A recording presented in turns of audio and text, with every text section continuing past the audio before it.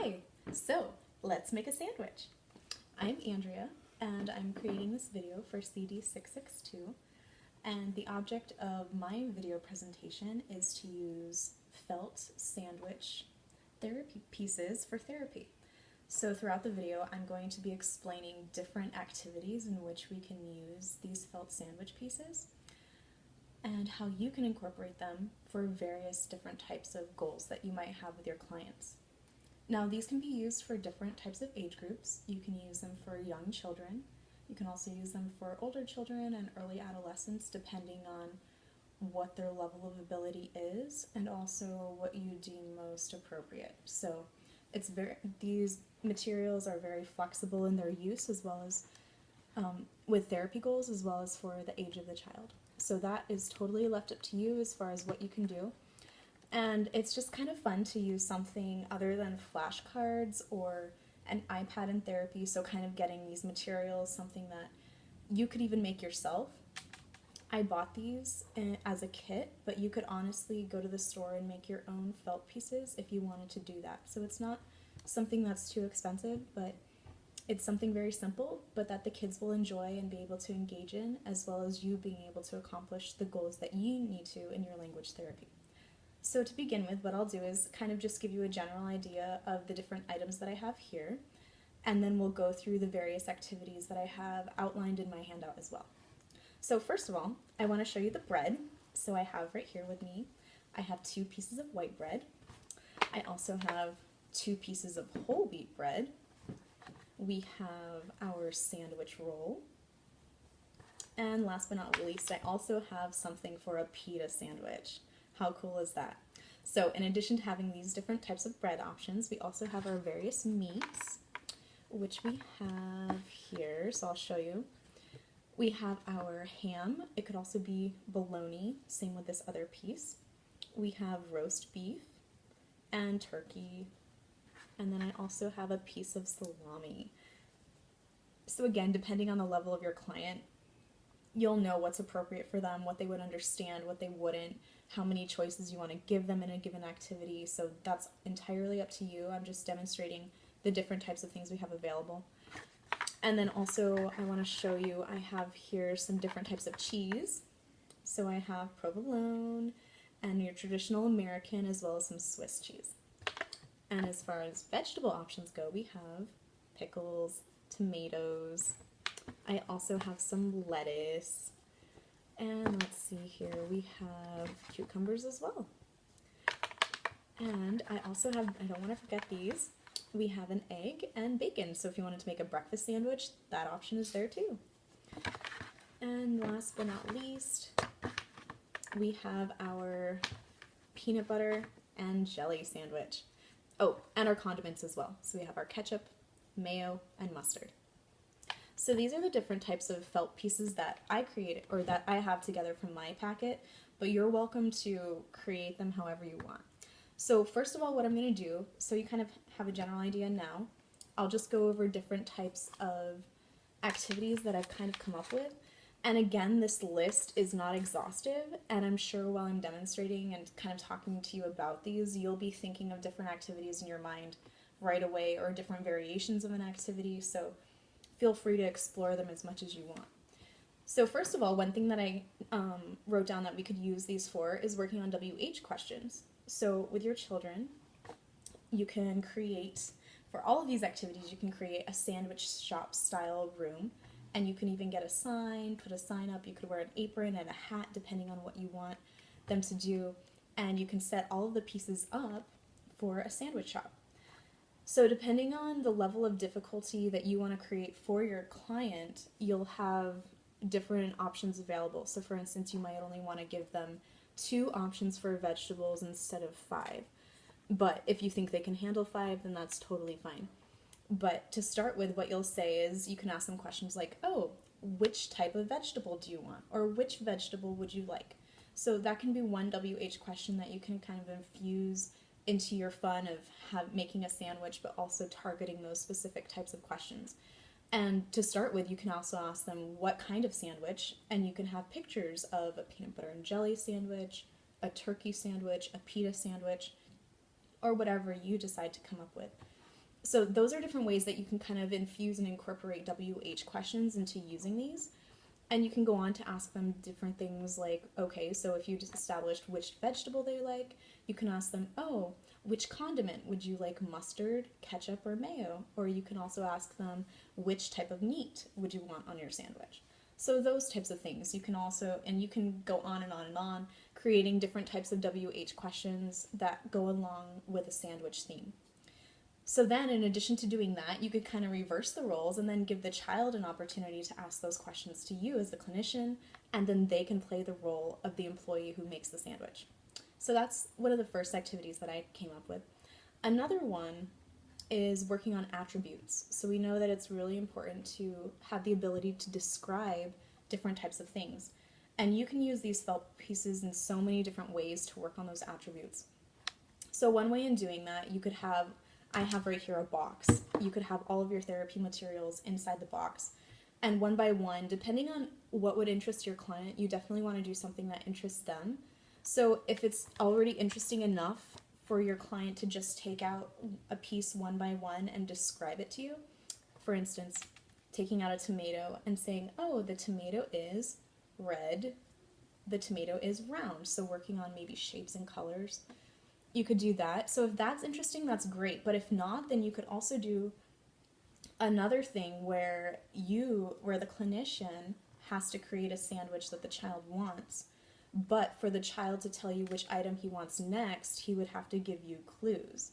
So, for instance, if you're the employee working at the sandwich shop and you ask the child, oh, which vegetable would you like on your sandwich? The child would then have to say, I want something that is red and round. So then you as the clinician would guess, oh, tomato. So not only is it kind of like a fun detective game for the child, it also is working on helping them get in that practice describing. And then again, for this activity, you can switch the roles as well and have the child describe to you the different items as you place them on the sandwich. And just, there are endless varieties and different ways that you can use these, so the list is endless, honestly. So that's one way you can use them. Another thing you can work on is pragmatics, and with this there are several different things that you can cover, but I'm only going to talk about a few here. So one thing that you could work on is appropriate greetings. And like I mentioned before, having your therapy set up as, your therapy room set up as a sort of sandwich shop, and this can just be something simple, but as simple as having a sign that just says sandwich shop, or not even that, but having those pieces laid out on your table or your floor or a countertop, whatever is most doable for you in your setting. But you can have that happen. And then, so what you would do is have that in place, and then you would go from there and work on different things as far as that goes. So for instance, if they come into your therapy room, which is your sandwich shop, they would work on those appropriate greetings such as hello and hi, how are you? And different things as also to get attention and initiating that communication. And this can be appropriate for a little bit of an older child. So when they enter the sandwich shop, for instance, being able to communicate that intention of wanting a sandwich. So having them initiate that and try to get your attention appropriately, that can be a great way to practice those skills. And then not only as they go through and order a sandwich, would they have to continually request and ask you to place things on the sandwich, but constantly making appropriate eye contact, which we all know is a great thing to work on. That can be important for that. And then you can also work on appropriate closing greetings such as thank you and goodbye or have a nice day. And so not only having the client play the role of the customer in the sandwich shop, you can again reverse the roles for this and have them work on the opposite. So this is just a great way to practice all of those different communication skills. So in addition to doing that, the next thing we have is following directions. So we can work on that with these children and have them follow your instructions for making a sandwich. And again, you kind of want to determine the level of difficulty for the child as far as this goes, so knowing how many objects to put in front of them for each task. So if it's already difficult enough for a child to handle 2 different types of bread, for you don't want to add in that 3rd or 4th. So you want to be careful to gauge the ability of the child. And the same with the condiments as well as the vegetables and the meat and the cheese options. So you do want to be careful with that and kind of know, okay, if they can handle two, you might want to test their ability and throw in a third one. So then constantly making it challenging, but not too challenging where they're not able to practice the abilities that they do have and they're able to succeed. But this gives you a great way of accomplishing those goals. And you can use these sandwiches in multiple ways, working on 2 to 3 step directions and it can keep going on and on and on depending on what you specifically are working on. So these are great ways. So you can start with, okay, I want you to make a sandwich and I want you to first put the tomato, then the lettuce, and then the meat. So making sure that they remember that order, or if that's not important to you, just making sure that they get the correct items. So whatever you decide is most appropriate, that's what you want to target here. But it's definitely a possibility for you to use that. So then another thing that you can work on also is sequencing. And so with sequencing, you would also need an extra material, maybe something such as a sandwich bag, for the child to understand maybe a little more abstract sequencing in the sense that, okay, we're going to make a sandwich, but what do we do when we're making a sandwich, say maybe at home or in a sandwich shop, depending on what's most appropriate. We want to get the bread, and then we get what's next. So we're going to get either the cheese or the lettuce, the tomato.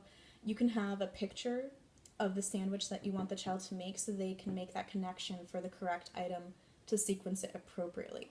And then not only making the item correctly, but then at the end understanding, oh, okay, then what do we do with the sandwich? After we're done, then we can either eat it or we place it in a bag and take it to school. So depending on the setting, what you're working on with your child, the different goals that they have in mind, that's what you'll want to tailor it to fit. So then another thing that you could also work on is sorting. And these materials are great for that because we have the bread, we have the vegetables, we have cheese, we have meat. You can divide it into those types of categories. You can also divide it into what's most appropriate for a breakfast, what's appropriate for a lunch, what types of things you would take to school. So you know your child best, and depending on what you think is appropriate, you can create different types of sorting activities based off of that. And then, in addition to that, you could also help the child identify what is or what isn't appropriate. So, for instance, if you were going to make a peanut butter and jelly sandwich, and then you tell the child ahead of time, okay, so now you have to tell me what doesn't belong, and he's supposed to figure out which item. You could grab the peanut butter and then the jelly, and then you could grab an egg. And you could ask him, and so, the child might laugh at first, but if he doesn't, then you want him to be able to determine which item does not belong. So this is a great fun activity for working on those sorts of things. And then you can also, if he's able, reverse the roles for that as well. And last but not least, so another important thing is self-advocacy. So working on that as far as communication goes, you would want the child to be able to advocate for himself and correct my mistakes. So if I were working with a child, I would want to be able to have them communicate to me what they want on their sandwich. At whatever skill level we have, we would break down that scaffolding and the supports that they need, but eventually give them that option. And then if they were requesting something, let's say tomato and lettuce, and instead I put an egg, I want them to be able to communicate to me that they wanted tomato and lettuce, not the egg. So in situations like that, we would be able to work on self-advocacy with correcting and self-repair initiators. So these can be used in a variety of ways, but just to start with, I gave you about 7 different activities or so that you could use. And again, these are really simple materials that you can use to work on things such as WH questions, attributes, following directions, working on pragmatic things such as appropriate greetings, self-advocacy, initiation of communication. You can work on sorting. You can even work on vocabulary. I didn't really mention that, but if you're working on different vocabulary words with young children, just helping them associate meaning with different items, this is a great tool for that. So we've kind of talked about that, and this is going to conclude my video on how to make a sandwich. But I just want to let you know one important thing is to always remember to tailor each of your activities to the child's level, and that suits the goals. So while this is kind of like more of an outside of the box type of activity where we're not working with drills and flashcards, but you still have to remember to keep your goals in mind even though you're having fun. So I hope that you can take these and incorporate them into your therapy sometime in the future and have fun making a sandwich. Thank you.